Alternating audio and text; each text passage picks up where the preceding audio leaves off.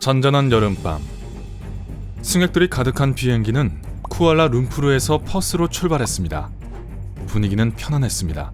날씨도 좋았고 다가오는 뇌우도 없었고 비행기에도 기술적 문제가 전혀 없었습니다. 그런데 비행기가 인도네시아 자카르타 남동쪽 상공을 지날 때 기장은 메이데이 조난 신호를 보내고 있었습니다. 엔진 4개가 모두 고장났던 것이었죠. 1982년 6월 24일에 실제로 있었던 일입니다. 스피드 버드 9이라고도 불리는 영국 항공 9편은 런던 히드로에서 오클랜드로 예정된 일정을 수행하고 있었습니다. 경유지는 5군데, 봄베이, 마드라스, 쿠알라룸푸르, 퍼스, 멜버른이었죠. 그날이 운항로를 지나야 했던 비행기는 에든버러라는 도시의 이름을 딴 보잉 747기였습니다. 비행기는 무사히 쿠알라룸푸르까지 도착했었죠. 이미 런던을 떠난 이후로 몇몇 시간대를 지나며 지칠 대로 지친 승객들 대부분은 기내에 탑승하고 있었습니다.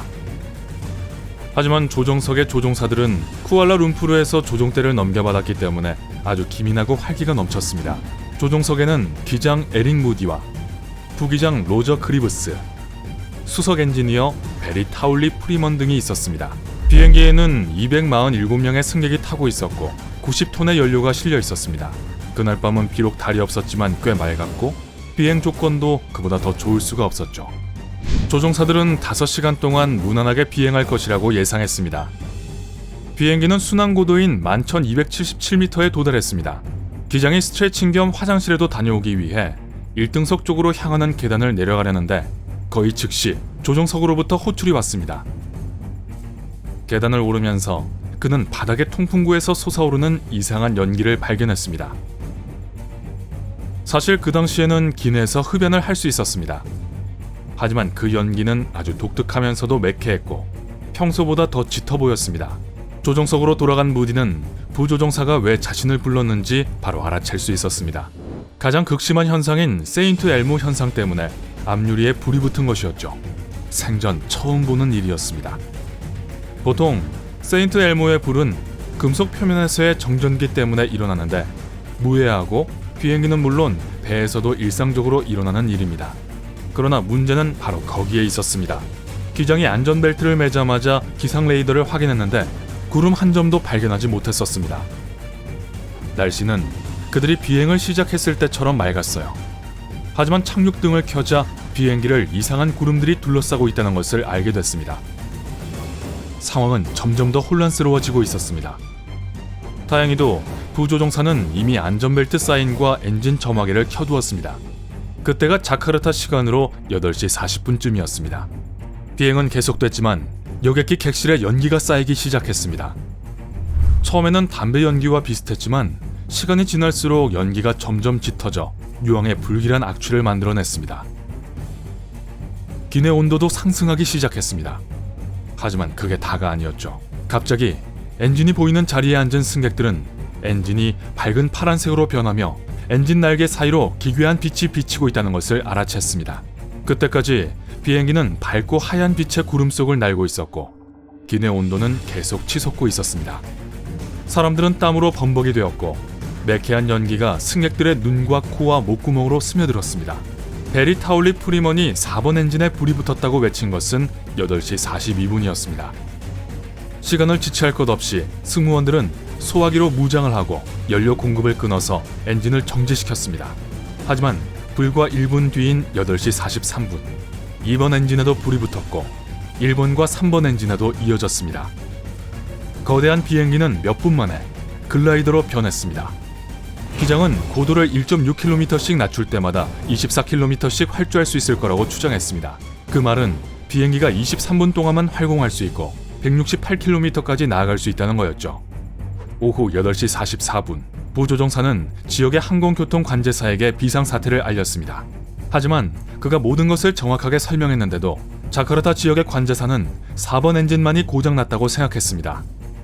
그들은 아마도 그 상황의 공포를 이해하지 못했겠죠. 다행히 인근의 또 다른 비행기가 잘못된 의사소통을 정리하고 관제탑에 긴급 메시지를 전달하는 걸 도와주었습니다. 인도네시아 자바섬의 남쪽 해안은 높은 산으로 덮여 있습니다. 그렇기 때문에 해안을 안전하게 횡단하려면 고도가 3,500m 이상이어야 했습니다. 불행히도 추락하던 비행기가 그렇게 높이 날 수 없다는 건 분명했죠. 따라서 승무원들은 인도양의 물 위에 착륙을 시도하기로 결정했습니다. 엔진을 재시동하려던 시도는 실패했습니다. 그때 기장이 승객들에게 전설로 남을 안내 방송을 했습니다. 승객 여러분, 기장입니다. 지금 비행기에 작은 문제가 생겼습니다. 엔진 4개가 모두 멈췄습니다. 엔진을 다시 작동시키기 위해 저희 모두는 최선을 다하고 있습니다. 엄청난 곤경에 빠진 건 아닐 거라고 믿습니다. 악몽 같았던 상황을 고려해보자면 이 방송은 후에 절제된 표현력의 걸작으로 불릴만 했습니다. 믿기 어렵지만 공포스러운 기장의 발표에 승무원들은 물론 비행기 탑승객들도 의외의 반응을 보였습니다. 승객들은 기내에서 당황하고 비명을 지르면서 혼란을 일으키는 대신 이상할 정도로 평온해졌죠. 창가 좌석에 앉아있던 사람들에겐 엔진에 불이 붙는 것이 보였고 비행기 뒤로는 거대한 화염의 흐름이 따라오고 있었습니다. 어머니들은 아이들을 껴안고 있었고 남편들은 아내의 손을 꽉 잡고 있었고 승무원들은 당시 추정하기로 마지막 순간이 될 때까지 승객들이 서로에게 의지할 수 있도록 그들을 한 팀으로 모았습니다. 많은 승객들이 친척들과 사랑하는 사람들에게 마지막 편지를 쓰고 있었습니다. 그때쯤 객실 압력이 급격히 떨어지면서 공기가 부족해졌고 승객들은 황급히 산소 마스크를 잡아당겼습니다. 하지만 조종석에서 모든 것이 그렇게 순탄하게 진행되지는 않고 있었습니다. 그곳에서 그리브스는 마스크의 호스가 나머지 부분과 분리된 것을 발견했습니다. 즉, 그가 숨을 쉴 수 없다는 뜻이었죠. 그래서 기장은 과감한 조치를 취했습니다. 사람들이 다시 정상적으로 숨을 쉴 수 있는 고도에 도달하기 위해 수직 강화에 들어간 겁니다. 비행기가 4114m로 하강했을 때는 비행기가 방향을 바꾸어 바다를 향해 나아가려고 할 때였습니다. 보잉 747기로 수상 착륙을 시도한 조종사는 여태까지 한 명도 없었기 때문에 이 기동은 극도로 위험했습니다. 그런데 그때 기적이 일어났습니다. 조종사들이 엔진을 재시동하려고 하던 오후 8시 56분에 4번 엔진이 굉음과 함께 되살아났던 겁니다. 덕분에 기장은 하강 속도를 줄일 수 있었습니다. 더 다행이었던 것은 몇 분 후에 3개의 다른 엔진도 역시 시동이 걸렸다는 것입니다. 하지만 비행기가 목표 고도를 향해 오르기 시작하자 조종사들은 앞유리에 세인트 엘모의 불이 다시 나타난 것을 발견했습니다. 곧이어 2번 엔진이 다시 작동을 멈췄습니다. 겁에 질린 조종사들은 즉시 3660m까지 내려와 가장 가까운 공항으로 향하기 시작했습니다. 문제가 아직 해결되지 않았다는 걸 그들은 거의 모르고 있었습니다. 비행기가 자카르타에 접근하고 있었을 때 조종석 앞유리로는 아무것도 보이지 않았습니다. 바깥의 시야는 완벽했는데도 말이죠. 착륙 장비도 작동하지 않아 조종사들은 비행기를 수동으로 착륙시켜야 했습니다. 그들은 작은 창문 틈으로 활주로 조명을 볼 수 있었지만 항공기의 착륙 조명은 작동하지 않았죠. 그럼에도 불구하고 기장은 가까스로 완벽히 순조롭게 착륙했습니다. 안전하게 지상에 내려온 승객들은 조종사에게 박수를 치며 서로를 껴안았습니다. 사상자도 부상자도 없었던 해피엔딩이었죠. 그런데 그날 비행기에 타고 있던 263명은 왜 목숨을 잃을 뻔했던 걸까요? 조사 과정에서 그 여객기가 비극이 될 뻔했던 사고를 겪은 건 화산재 구름 속으로 날아들어갔기 때문이라는 것이 밝혀졌습니다. 1982년 갈룬궁 화산 폭발 잔재들이었죠. 재는 건조하기 때문에 기상 레이더는 그것을 감지할 수 없었습니다. 이 화산재 구름이 엔진을 막고 앞유리에 모래를 뿌린 것이었습니다. 게다가 제가 연소실로 들어가서 녹은 후 내부에 달라붙어 엔진이 정지하게 된 것입니다. 비행기가 화산재 구름을 벗어나고 엔진이 식자 녹았던 재는 단단해지면서 떨어져 날아가 버렸고요. 그래서 조종사들이 엔진의 시동을 다시 걸 수 있었던 것이었죠. 이 사고 이후 갈룬궁 산해 상공은 일시적으로 폐쇄됐다가 불과 이틀 만에 다시 개방됐습니다. 그리고 19일 후 싱가포르 항공 747이 같은 지역을 지날 때 엔진 3개가 또 정지되자 인도네시아 당국은 이 상공을 영구적으로 폐쇄하고 그 지역을 우회하도록 비행기 노선을 변경했습니다.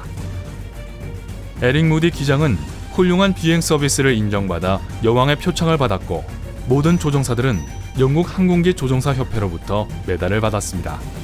이 이야기에서 가장 감명 깊었던 것은 무엇이었나요? 아래 댓글로 알려주세요. 오늘 새로운 것을 알게 되셨다면 이 영상에 좋아요를 주시고 친구와 공유해주세요. 잠깐, 아직 가시면 안 돼요. 여러분이 좋아할 만한 2000개 이상의 멋진 영상들이 기다리고 있습니다. 왼쪽 오른쪽 중 하나를 클릭하고 즐겁게 감상하기만 하시면 돼요. 밝은 연과 함께하세요.